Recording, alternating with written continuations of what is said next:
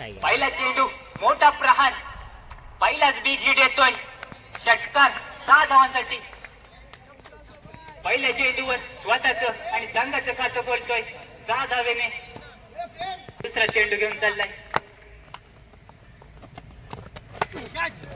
आता मात्र जाळी क्षेत्रात 1 धाव.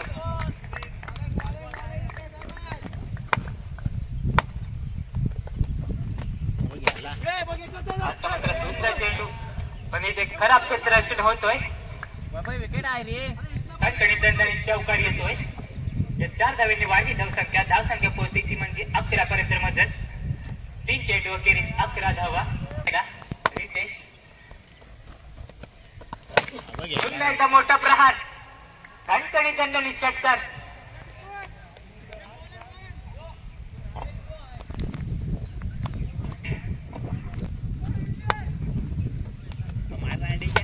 पुन्हा एकदा मोठा प्रहार, षटकार. खणखणीत दणदणीत षटकार. षटकारांनी वाढली धावसंख्या पोहोचली आणि राज किरण यांची जोडी मैदानात आली तर 2 षटकांमध्ये धावा पूर्ण करतील.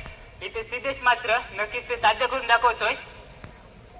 पहिल्या षटकामध्ये आता मात्र चौकार येतोय.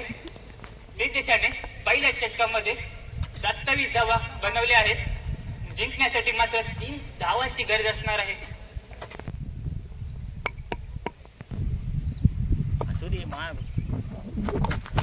आता मात्र 9 चेंडू